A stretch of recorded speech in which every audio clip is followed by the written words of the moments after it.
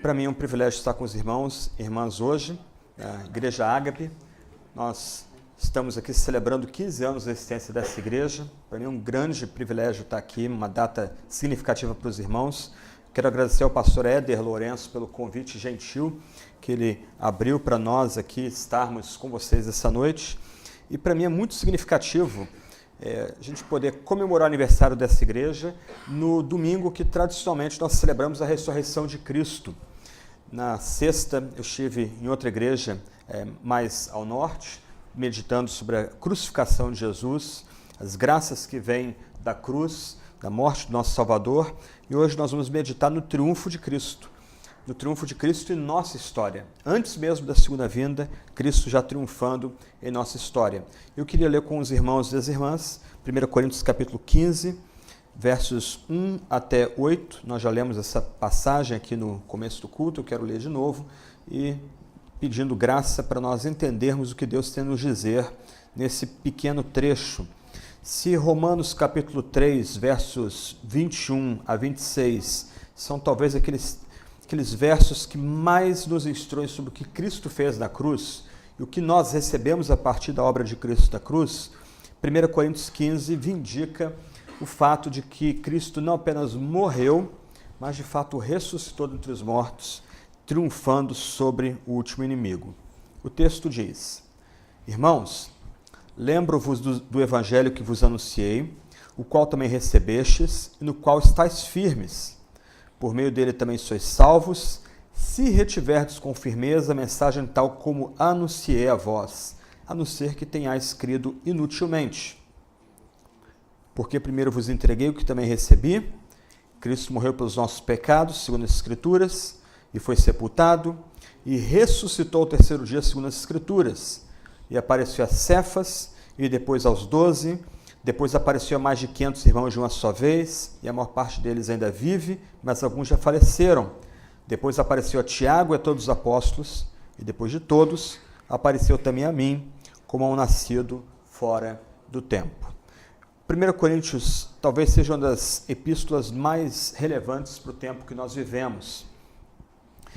Quando nós pensamos, por exemplo, nas divisões que ocorrem na Igreja de Deus no Ocidente, é até difícil justificar essas rupturas que ocorrem entre igrejas locais, muitas vezes, e rupturas determinadas por questões absolutamente secundárias e periféricas, quando nós vemos uma espiritualidade exacerbada, uma busca quase passional pelos dons mais espetaculares, quando, por exemplo, nós vemos essa mesma igreja buscando dons espetaculares, mas sendo complacente, tolerante com pecados, até mesmo com pecados grosseiros.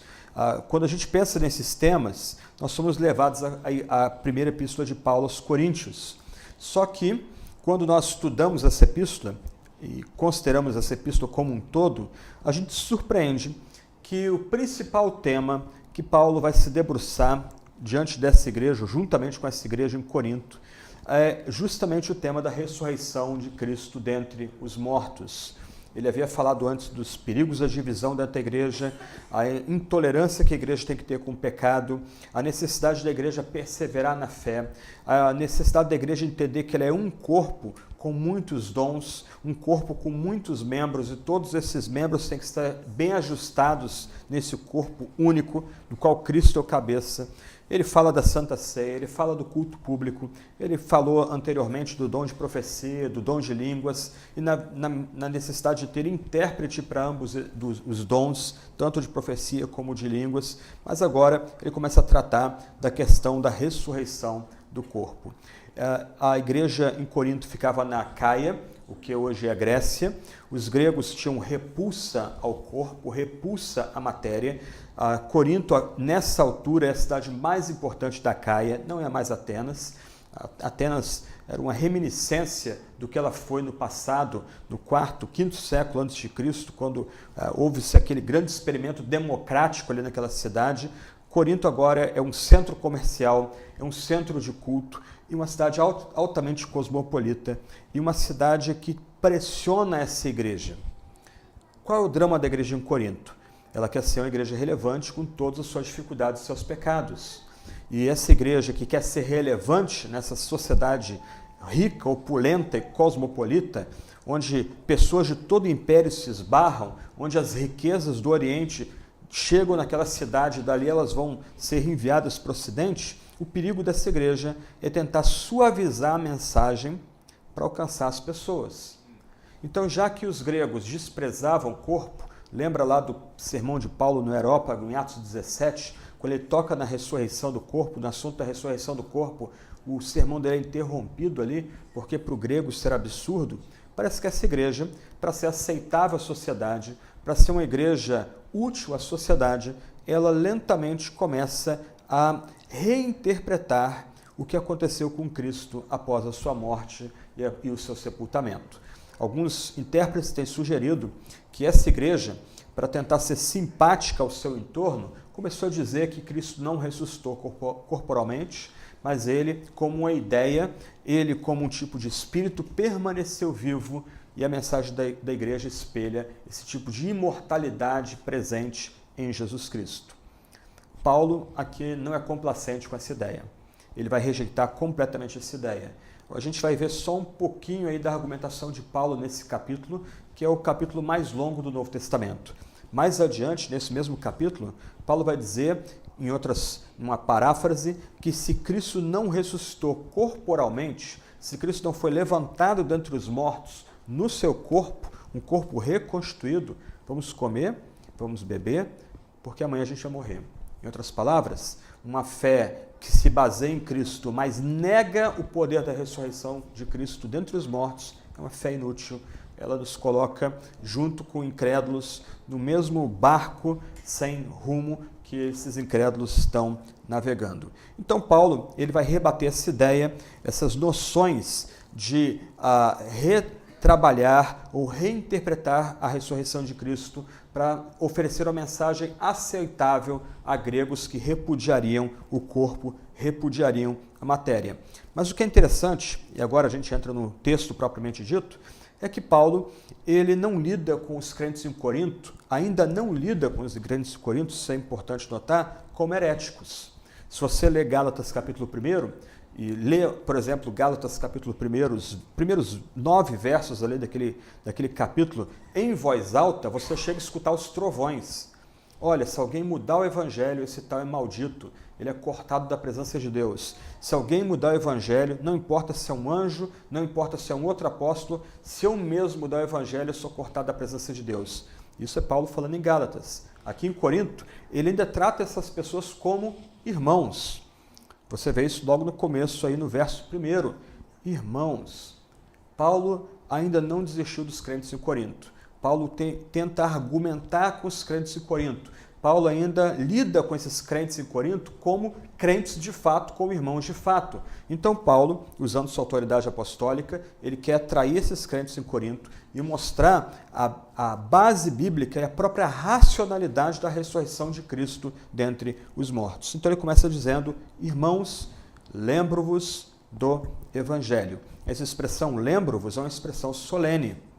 Paulo está escrevendo longe dos crentes em Corinto, mas a ideia aqui é como se Paulo dissesse, olha, trago à memória como eu preguei para vocês, como eu cheguei a vocês, qual foi a mensagem mais básica que eu ofereci a vocês. É como se Paulo estivesse chamando Deus também como testemunha. Olha, diante de Deus, trago à memória a mensagem que eu coloquei diante de vocês quando eu plantei a igreja em Corinto. Lembro-vos do Evangelho.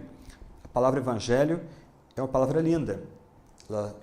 Ela não é traduzida, nós temos aqui uma transliteração, mas a tradução da palavra Evangelho é boas novas. Paulo, então, ele chama a atenção dos crentes em Corinto, trata-os como irmãos. Paulo ainda quer ganhá-los de volta à mensagem mais básica da fé, e ele diz solenemente, lembro-vos do Evangelho, lembro-vos da Boa Nova. Mais adiante, versos 3 e 4, Paulo vai ensinar para a gente o que é esse Evangelho, ele vai relembrar para nós aqui também o que é Evangelho, mas ele vai frisar aqui que essa mensagem que ele pede aos coríntios para trazer à mente é a mensagem que ele proclamou naquela cidade, é a palavra que ele anunciou naquela cidade. e ele vai dizer, né, que esses crentes receberam, isso é importante, ok? O que Paulo quer transmitir aqui é que essa mensagem do Evangelho veio do alto, não foi algo que os cristãos em Corinto descobriram por si só, algo que por meio de razão, ou de intuição, ou de alguma experiência eles tenham chegado ao entendimento. Não, quando ele diz aqui, eu vos anunciei e vocês também receberam, a ideia aqui é que eles, por assim dizer, ergueram as mãos como que para receber algo vindo do alto, vindo de cima. Incrédulos podem falar da criação, de que há uma reminiscência, de que houve um período idílico, um período muito bom no passado. Os incrédulos podem falar da queda, dos efeitos da queda, do como dura é essa vida, dos sofrimentos que nos são infligidos nessa vida, mas o incrédulo não tem como sair desse dilema. As coisas não eram para ser assim. Há alguma memória em nós que havia algo bom no passado e há uma deteriorização no tempo presente. Nós não temos como sair desse dilema. A resposta é dada do alto pelo Evangelho, por essa boa nova, que os crentes de verdade recebem, eles não descobrem, é dado a eles, no qual estáis firmes. É interessante que Paulo está lidando com um baita de um problema aqui. Os crentes em Corinto, para serem agradáveis à sociedade de Corinto, eles estão tentando mudar um pouquinho um ponto, um elemento central da fé cristã. Olha, Cristo permaneceu imortal, Cristo é um espírito vivo, mas ele não ressuscitou do corpo. Isso é um exagero dos crentes da Judéia. Paulo ainda não desistiu dessas pessoas, porque ele quer frisar que essas pessoas, mesmo capengando, elas ainda estão firmes ou estão se mantendo firmes no Evangelho. Aí, verso 2, ele diz que é por esse Evangelho que eles são salvos. Sem entender a mensagem básica da fé cristã, não há salvação. Essa é uma questão básica aqui. Ainda que a gente possa falar que a gente tem que responder com o nosso coração a Deus, a gente tem que render nossas emoções a Deus, a gente deve adorar a Deus e responder a Deus com o nosso coração, com nossos afetos. É lícito levantar as mãos para Deus, é lícito se comover diante da presença de Deus. Do outro lado, Paulo está lembrando aqui que a mente é importante. Se nós almejamos salvação, se nós esperamos salvação, nós precisamos receber o Evangelho, compreender o Evangelho, reter esse Evangelho, porque é por meio dele que nós somos salvos. A ideia aqui de também sois salvos é que o Evangelho que nos mantém salvos o tempo todo. Em outras palavras, Paulo introduz um tema aqui que não é meu alvo desenvolver. A ideia aqui de Paulo é que nós somos salvos por esse Evangelho, nós estamos sendo salvos por esse Evangelho se o retivermos e seremos salvos no futuro por esse Evangelho se, como ele diz, permanecermos firmes nele. Se retiverdes com firmeza a mensagem tal como a anunciei a vós. Uma pessoa que tenha entendido o Evangelho intelectualmente, tenha aceito a veracidade do Evangelho na sua cabeça e depois tenha mudado essa mensagem, essa pessoa nunca foi salva. Ela nunca encontrou salvação de fato. Só pode dizer que uma pessoa está salva se ela retém firmemente o Evangelho, como ele foi proclamado, como ele foi anunciado a essa pessoa. Se uma pessoa, então, recebeu o Evangelho no passado, entendeu a veracidade do Evangelho no passado, e agora ele começa a mudar esse Evangelho, querer adaptar o Evangelho a um contexto hostil a essa mensagem, essa pessoa, como Paulo diz, provavelmente creu de forma inútil. Então, de um aspecto aqui, se de um lado nós somos alcançados por pura graça, quando cremos em Jesus Cristo, nós sabemos que estamos em Jesus se perseveramos sem negociar essa mensagem que é absolutamente central para a gente, que é o Evangelho. E o que Paulo nos apresenta aqui como Evangelho, versos 3 e 4, é uma mensagem muito básica, muito simples, que qualquer homem, qualquer mulher pode entender. O que eu acho encantador na Sagrada Escritura e lembra que ela é produzida numa época de grandes escritores, de grandes filósofos, de grandes pensadores do mundo greco-romano, é que a mensagem bíblica é absolutamente acessível a homens e mulheres simples. Ela é dada para que qualquer pessoa possa entendê-la claramente. O que é esse evangelho que foi anunciado por Paulo aos Coríntios e nos é anunciado aqui e agora pela Sagrada Escritura? Qual é esse evangelho pelo qual a gente é salvo se a gente o retiver com firmeza? O evangelho verso 3, o evangelho é aquela mensagem que Paulo está passando adiante aos crentes de Corinto. Eu ia já me adiantando, mas aqui tem um ponto importante no verso 3. Ele diz, primeiro vos entreguei o que também recebi. Se você voltar suas páginas um pouquinho, 1 Coríntios 11, Paulo recebe, ou vai repetir essas mesmas palavras quando trata da ceia. Em outro ângulo aqui, o que Paulo quer frisar aos crentes em Corinto e para nós aqui agora, é que esse evangelho foi passado adiante aos crentes em Corinto e a nós hoje também aqui no Japão no século XXI, da mesma forma que Paulo o recebeu. Eu vos entreguei o que também recebi. Primeiro, o que Paulo quer destacar aqui é que nós vamos ter Olimpíada aqui no Japão ano que vem, é que Paulo se via como na corrida de bastão. Você já acompanhou uma corrida de bastão. Você tem 4 corredores bem velozes e que eles têm que trabalhar juntos para o time vencer. O time só vence se o corredor conseguir disparar os 100 metros ou 400 metros, entregar o bastão para quem vem à frente e não deixá-lo cair. Se vocês gostam de Olimpíadas, esportes e corrida, você já deve ter visto momentos absolutamente emocionantes e constrangedores, quando às vezes uma equipe até franca favorita, por um erro, por um milímetro de distanciamento, o bastão cai entre 2 atletas competindo ali, passando aquele bastão. E é absolutamente frustrante. Aquelas pessoas trabalharam duro, elas se esforçaram, elas treinaram para agir como equipe. Às vezes, o bom corredor nem olha para trás quando vai receber o bastão. Por que eu estou introduzindo esse ponto aqui? O que Paulo quer dizer é o seguinte, ele recebeu o evangelho. Em Gálatas, nós aprendemos, em Gálatas 2, que Paulo recebeu esse evangelho do próprio Cristo. O próprio Cristo lhe ensinou num seminário no meio do deserto que era o evangelho. E agora Paulo, sem mudar uma única vírgula, sem mudar nenhum aspecto dessa mensagem, ele entregou essa mensagem aos crentes em Corinto. Vos entreguei o que também recebi. O que Paulo nos coloca aqui é que esse evangelho é uma tradição que não pode ser modificada. Paulo entregou aos crentes em Corinto, esse evangelho foi vazado nas Sagradas Escrituras, foi registrado nas Sagradas Escrituras, esse evangelho chega para nós hoje, nós não podemos modificar esse evangelho e nós temos o chamado de passar essa mensagem, essa boa nova a outros, sem modificá-lo nem 1 milímetro, não tirar uma única vírgula dele. E agora sim, qual é esse evangelho? O evangelho que foi anunciado, o evangelho que foi recebido, o evangelho pelo qual somos salvos. O evangelho é Cristo morreu pelos nossos pecados, foi sepultado e ressuscitou ao 3º dia. Isso é testemunhado nas Sagradas Escrituras. Isso é cumprimento da palavra profética do Antigo Testamento. Isso já foi dado lá atrás.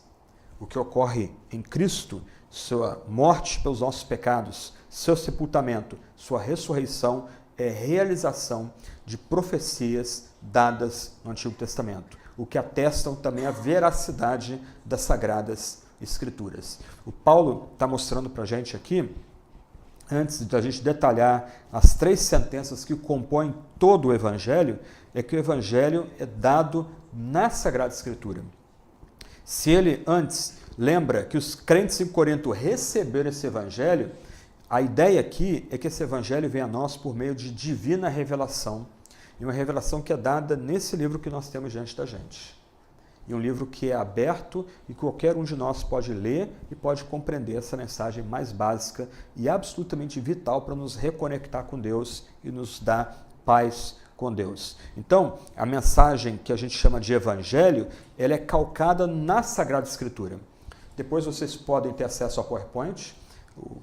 Os irmãos que têm nos ajudado lá na mesa podem passar esse PowerPoint todo completo para os membros da igreja, mas você pode ver depois que eu cito alguns textos do Antigo Testamento do PowerPoint, e você pode checar esses textos do Antigo Testamento, porque eles alcançam cumprimento na morte de Cristo na cruz pelos nossos pecados, no seu sepultamento e na sua ressurreição dentre os mortos. Paulo então nos oferece esse evangelho baseado na Sagrada Escritura. Esse evangelho é uma antiga tradição que é dada a nós e não pode ser modificada sob hipótese nenhuma. E esse evangelho, essa boa notícia para nós aqui, é que, primeiro, Cristo morreu pelos nossos pecados na cruz. Nós celebramos, tradicionalmente, a crucificação de Cristo na sexta-feira que antecedeu esse domingo, a sexta-feira da paixão. A morte de Cristo na cruz não é a morte de um mártir.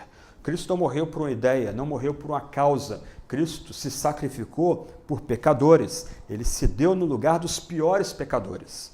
Nós cantamos há pouco, ouvimos o nosso irmão aqui, o dirigente da música, lembrando nosso estado de miséria diante de Deus.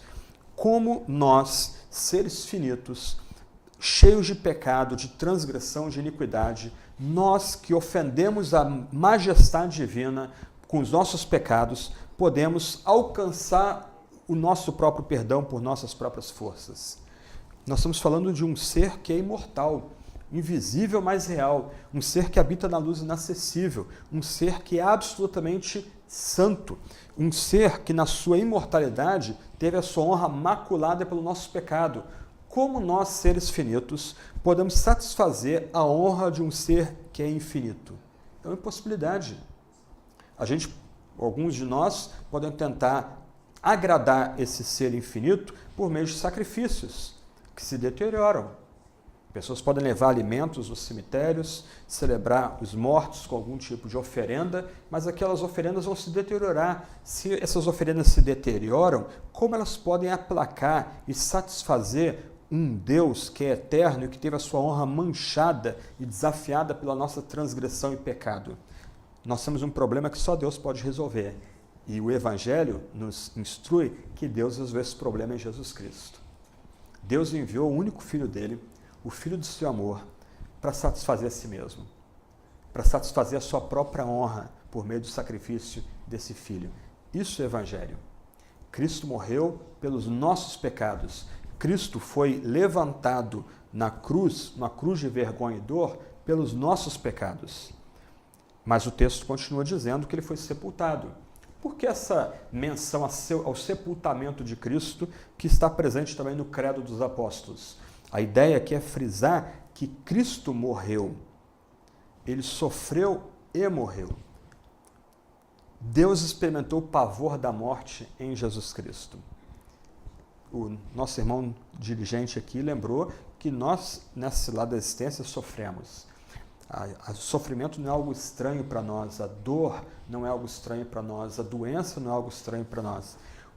O que torna o Evangelho tão maravilhoso é que Deus intentou que o seu Filho fosse um cordeiro digno de ser morto desde antes da fundação do mundo. No nosso Deus, o sofrimento não é algo estranho a Ele. Se Deus determinou que Cristo, desde antes da fundação do mundo, viesse a morrer pelos nossos pecados, é porque no próprio Deus havia a experiência da dor e do sofrimento. E Ele toma isso sobre si quando seu Filho é sacrificado na cruz, quando seu Filho é entregue pelo nosso pecado. A implicação aqui também, e Paulo vai desenvolver isso em 2 Coríntios, em Romanos, em Gálatas, em Efésios, é que o nosso pecado é coberto pelo sacrifício de Cristo na cruz do Calvário. Todo o nosso pecado, se confiamos em Jesus, é completamente perdoado pelo sacrifício de Cristo do Calvário. E esse Cristo que nos perdoa pecados por meio da sua morte, Ele morreu de fato. Ele foi tragado pela morte. Lucas vai registrar um sermão de Paulo em Atos 20 e 28, e ele vai dizer que Deus comprou a igreja com o seu próprio sangue.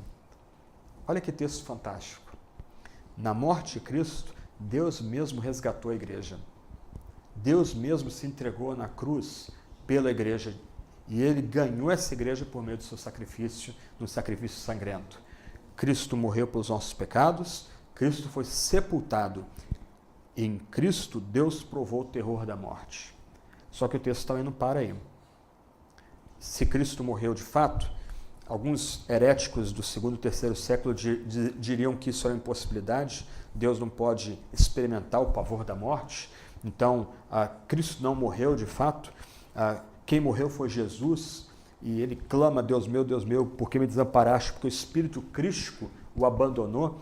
Outros heréticos diriam que, na verdade, Cristo desmaiou, né? E quando ele foi colocado na tumba, quando ele repousa sobre a laje, ele tem um tipo de choque e ele volta à vida, e por isso algumas pessoas supuseram que ele ressuscitou, mas é impossível que Deus morra, que Deus prove a morte. Outros diriam que até não foi Jesus que foi crucificado, mas Simão Cirineu.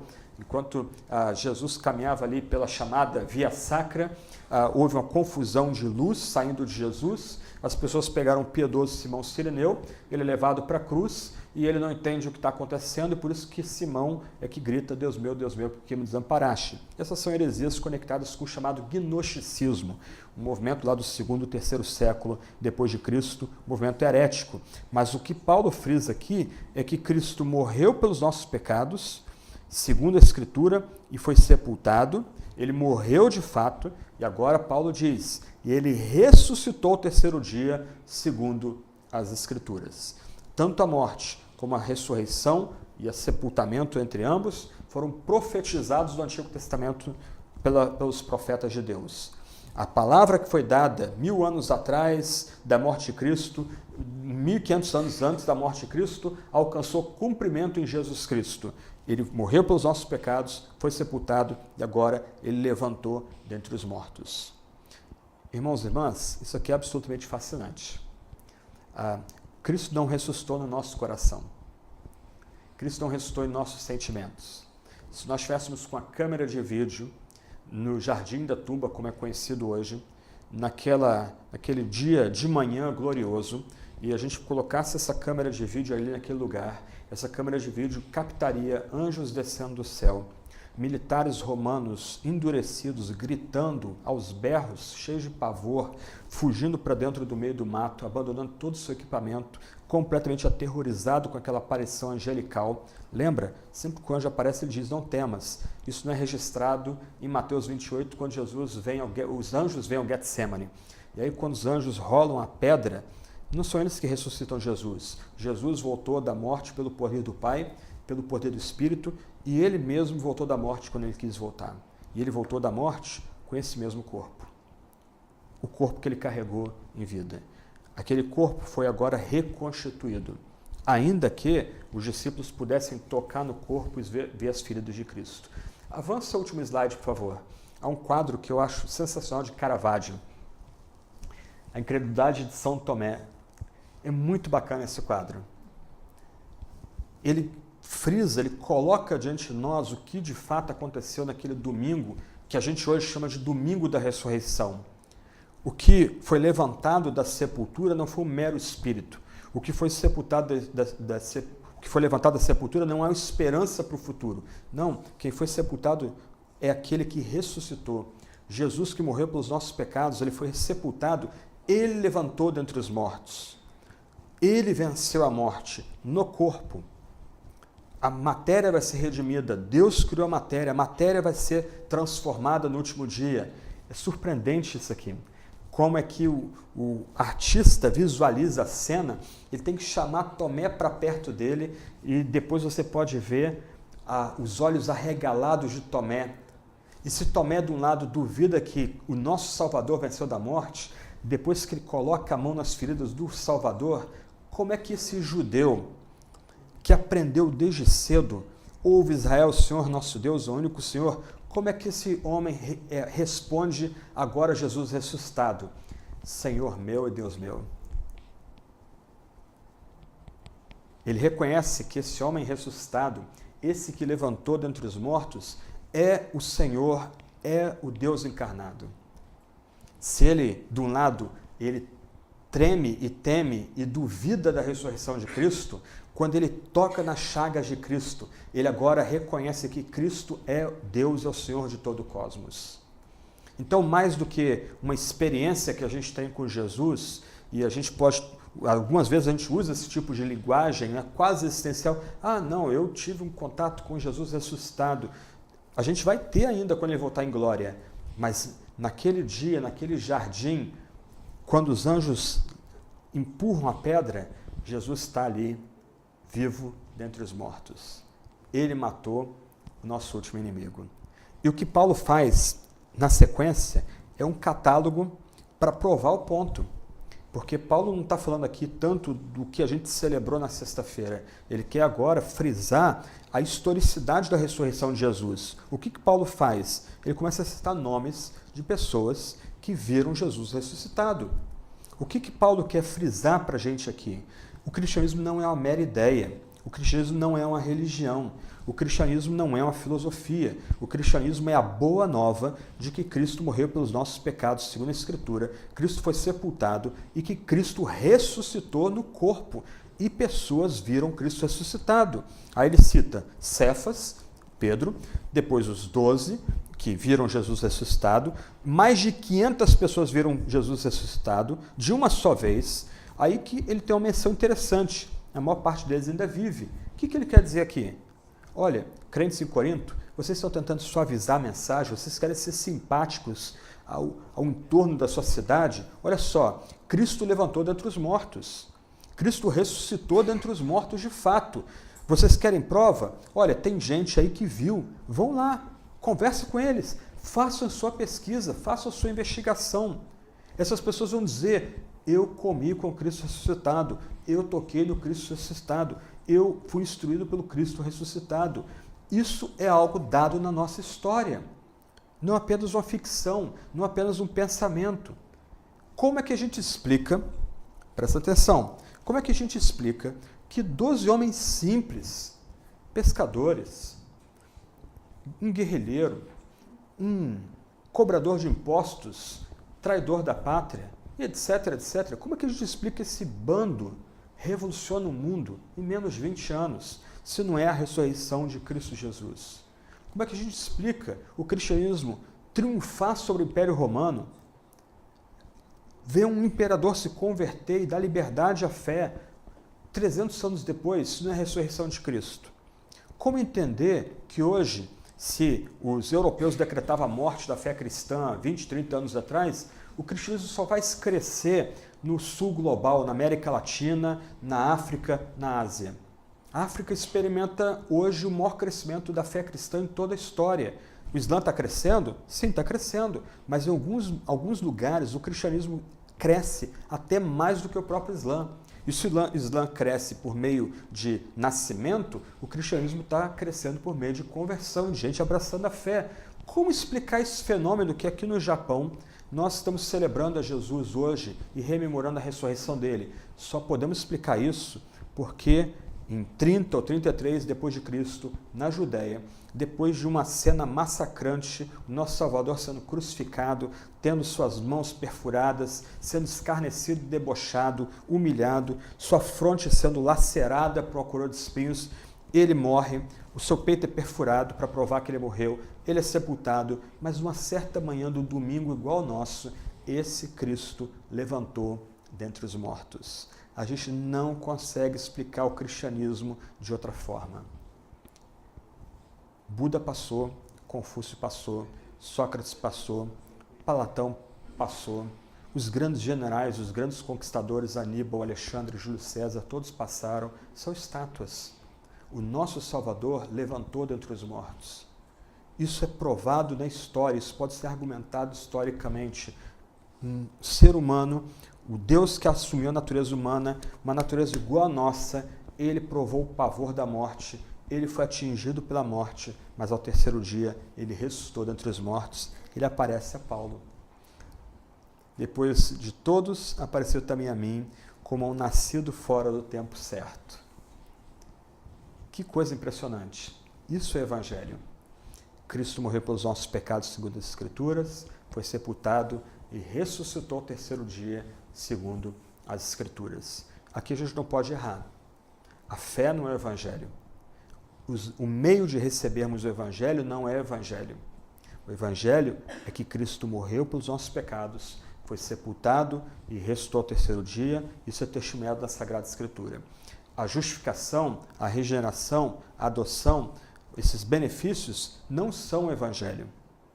Eles vêm do Evangelho. O Evangelho é que Cristo morreu na cruz pelos nossos pecados, foi sepultado, ao terceiro dia ressuscitou dentre os mortos. Isso é testemunhado pelos pais e profetas no Antigo Testamento. A nossa resposta a essa mensagem, em termos de consagração, santificação, devoção, também não é Evangelho. O Evangelho é Cristo, que Cristo morreu pelos nossos pecados na cruz, ele foi sepultado, ao terceiro dia ele ressuscitou dentre os mortos, e a Escritura dá testemunho disso. Isso é o Evangelho, Cristo é o Evangelho. Por isso que Paulo, em Gálatas capítulo 1, vai lançar muitos raios e trovões contra quem mudar essa mensagem e se achar ainda cristão. Nós, nesse domingo, ao celebrarmos a ressurreição de Cristo, o fato de que Cristo matou a morte na sua morte, nós somos lembrados que a ressurreição está acoplada à sua morte vicária na cruz de Cristo. A gente não tem como celebrar apropriadamente tudo que Cristo fez se a gente só foca na sua morte ou só foca a sua ressurreição. Os dois lados da mesma moeda andam juntos. Tanto que Paulo, em Romanos 4, 25, vai dizer que Cristo foi entregue à morte por causa das nossas transgressões e ressuscitado para a nossa justificação. Então, a cruz é absolutamente central à fé cristã. E por causa da cruz nós temos uma tumba vazia hoje. Um amigo meu, ele é pastor em São Paulo, e ele tem um apuro visual, ele gosta de uma igreja bonita, um dos presbíteros dele é arquiteto, e a igreja dele, ele fez um esquema muito bonito na igreja. O pregador, ele prega com a cruz atrás, e parte da igreja é toda envidraçada. E lá fora há uma tumba vazia. O pregador que sobe para pregar naquela igreja, ele tem a cruz atrás de si, e lá atrás ele tem a tumba vazia. O arquiteto, o presbítero que visualizou a igreja, no jardim, exatamente, tem um jardim ao lado, né, você consegue visualizar, ele está tendo culto, você vê o jardinzinho, lá fora o jardim e a tumba vazia. O arquiteto que bolou a igreja, ele conseguiu unir os dois símbolos máximos da fé cristã, a cruz e a tumba vazia, e eles sendo comunicados à igreja por meio do púlpito fiel. Isso é evangelho, isso é todo evangelho, é isso que a gente anuncia a todos os homens e todas as mulheres, a gente de toda raça, tribo, língua e nação. Cristo morreu pelos nossos pecados, segundo a Escritura, foi sepultado e ressuscitou ao terceiro dia, segundo a Escritura. Para encerrar, como incrédulos lidam com aquilo que John Bunyan chamou de o rio mais profundo? No famoso livro de John Bunyan, O Peregrino, o peregrino tem que, depois de muitas lutas, ainda atravessar o último rio, que é a morte. E se você ler O Peregrino, você vai lembrar que ao atravessar o rio, ele tem que clamar, ele está quase se afogando, e ele clama para que o evangelista o ajude a terminar de atravessar aquele rio. Como é que incrédulos lidam com a travessia do último rio? Alguns não cristãos podem apostar naquilo que é chamado de estoicismo. Eles podem pensar, eu vou tentar tirar algum significado dessa vida. Eu vou me aplicar a ser disciplinado, a fazer as coisas bem feito, a trabalhar duro, a tirar o lixo do chão, a honrar os mais velhos. E, de alguma forma, eu espero ter algum significado desse meu esforço para viver uma vida digna. Alguns tentam assim. Depois você pode ler a citação de Marco Aurélio, um imperador lá do 2º século depois de Cristo. Ele tentou ser um estoico. Ele tentou ter uma vida disciplinada, uma vida com ordem, e ele tentou extrair algum significado dessa vida cheia de disciplina e ordem. Outros, sobretudo no Ocidente, eles vão tentar algum tipo de escapismo para fugir do pavor da morte. Eles vão buscar entretenimento, e hoje nós somos uma sociedade cativa à imagem. Outros vão buscar sexo, e eles acham que uma viagem na pornografia pode ajudá-los a esquecer o fato de que eles são marcados por finitude, uma hora eles vão morrer. Outros vão viver para consumismo, acham que Na medida que eles compram, eles encontram algum significado da sua existência, e outros vão se embrenhar na carreira política, achando que a política é redentiva, a política pode mudar o mundo. Mas o Evangelho é posto diante de nós. Cristo morreu na cruz pelos nossos pecados, foi sepultado, ao terceiro dia ressuscitou, isso tudo é testemunhado pela Sagrada Escritura. O que esse Evangelho requer de nós? Primeiro, o Evangelho requer confiança, o Evangelho requer fé. A resposta apropriada ao Evangelho, essa boa nova, essa mensagem que vem de Deus, uma mensagem que arruma o nosso mundo, que nos dá senso de propósito, essa mensagem exige a nossa confiança. Não méritos, não obras. A gente não tem como lidar ou supor que o nosso desempenho pode nos reconectar com Deus. O Evangelho desmascara toda essa pretensão nossa. O que o Evangelho exige da gente, como Paulo diz aqui, é que a gente recebe esse Evangelho e persevera nele com firmeza. Você confia no Evangelho? Você coloca a sua fé em Jesus, que foi crucificado na cruz pelo meu pecado e pelo seu pecado, foi sepultado, mas ao terceiro dia ressuscitou dentre os mortos? Você confia em Jesus Cristo? A questão aqui não é confiar na igreja, não é confiar no pregador. A mensagem cristã mais básica que o Evangelho não nos dá um tipo de regra de conduta e de moda e o que a gente pode comer e beber. Não, o Evangelho coloca diante de nós uma pessoa que é Jesus Cristo, que morreu pelos nossos pecados, foi sepultado, ressuscitou dentre os mortos, e essa pessoa, Jesus, exige confiança da gente. Você já tem confiado em Jesus? Você tem colocado fé apenas em Jesus Cristo como seu único e suficiente Salvador, como seu intercessor, como aquele que cobre toda a multidão dos seus pecados? Um outro ponto que o Evangelho exige da gente. O Evangelho exige que a gente confesse. O Evangelho exige que a gente professe o que é essa mensagem para outros homens e mulheres. Você tem anunciado esse Evangelho? Você tem pregado esse Evangelho? Você tem mostrado que é esse Evangelho que não apenas satisfaz completamente o nosso coração, mas nos dá também senso de propósito, nos dá esperança da vida vindoura? Antes, em 1 Coríntios 11, quando Paulo também usa a expressão vos entreguei o que também recebi, falando da ceia, ele diz que a gente tem que tomar ceia, enquanto a gente toma ceia, a gente está proclamando a morte do Senhor, até que ele venha. O Evangelho lembra, e por isso a gente tem que proclamar o Evangelho, que se nós cremos em Jesus, nós vamos participar no último dia de um grande banquete. Nós vamos viver a eternidade para comer e beber com o próprio Jesus Cristo. A festa que Jesus participou em Caná da Galileia vai ser pequena diante desse banquete que nós vamos ter na eternidade. Vai ser uma festa de bodas, como o próprio Senhor Jesus diz. E judeus sabiam celebrar uma festa de bodas. O carneiro dourando na brasa, muita fruta, muito vinho, muita dança, muita alegria. O nosso Senhor pega essas imagens e transfere para esse espaço que a gente chama de novos céus, nova terra, onde nós vamos celebrar o próprio Jesus e celebrar com Jesus ali. Então, nós precisamos confessar, proclamar essa boa nova. Os seres humanos agora não precisam mais errar sem significado. O significado é dado em Jesus. Então, confessemos e preguemos essa boa nova, anunciemos essa boa nova. Sobretudo, a gente lembra, num mundo tão complicado como o nosso, que o Evangelho oferece certeza de que a palavra final nesse mundo é de Jesus Cristo. Ele morreu, ele se igualou a nós em sofrimento e vergonha e dor, mas ele ressuscitou dentre os mortos. Se cremos nele, ele é o primeiro dos que dormem, ele é a primícia dos que dormem. Assim como ele ressuscitou, assim seremos ressuscitados também. Você já imaginou isso? Em outras palavras, o que nos espera não é apenas um estado de alegria eterna, é um lugar de alegria eterna, onde nós vamos nos reconhecer, nós vamos continuar travando amizades, nós vamos comer e beber e celebrar com Cristo ressuscitado andando entre nós. Quer certeza melhor para a nossa vida do que isso? O mundo pode tentar oferecer as suas saídas, mas nada se compara à mensagem do Evangelho. Esse mundo vai ser reconstruído. Nós vamos todos louvar a Deus, homens e mulheres de toda tribo, língua e nação.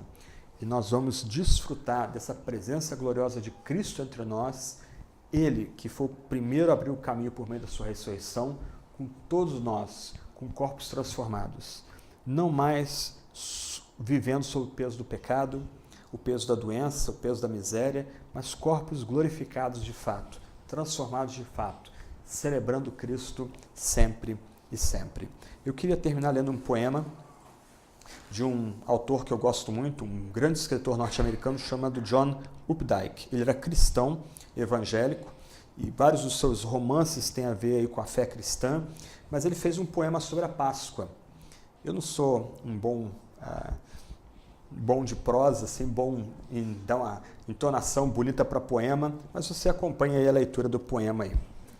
Ele diz o seguinte: não se engane, se ele ressuscitou mesmo, foi com seu corpo. Se a dissolução das células não foi revertida, as moléculas reconectadas, os aminoácidos reanimados, a igreja cairá. Olha que coisa.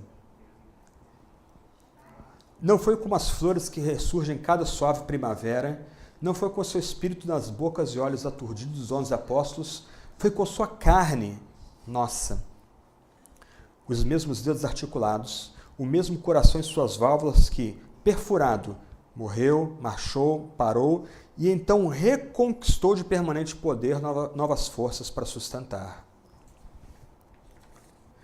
Não debochemos de Deus com metáforas, analogias, esquivando-nos da transcendência, fazendo do evento uma parábola, um símbolo pintado na apagada credulidade de eras antigas. Entremos pela porta, a pedra foi rolada, não papel machê, não a pedra de conto de fadas, mas a vasta rocha da materialidade que no lento moer do tempo vai eclipsar para cada um de nós a vasta luz do dia. E se vamos ter um anjo na tumba, que seja um anjo real, pesado com os quanta de Max Planck, vívido com cabelos, opaco na luz do amanhecer, vestido com linho de verdade, feito em um tear definido.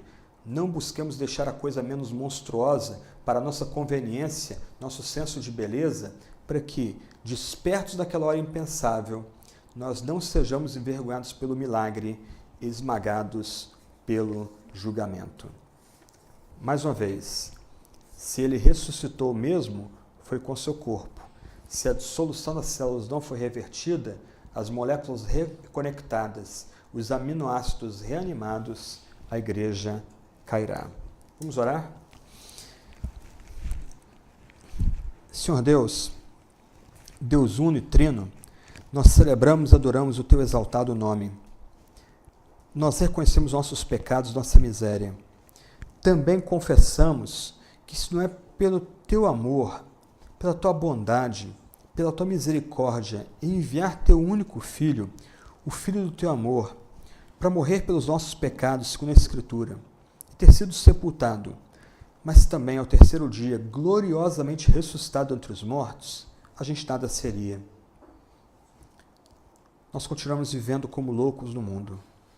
Senhor, então nós celebramos o Evangelho, nós louvamos o nome de Jesus, nós adoramos o nome de nosso Salvador e Senhor, nós celebramos o Cristo redivivo.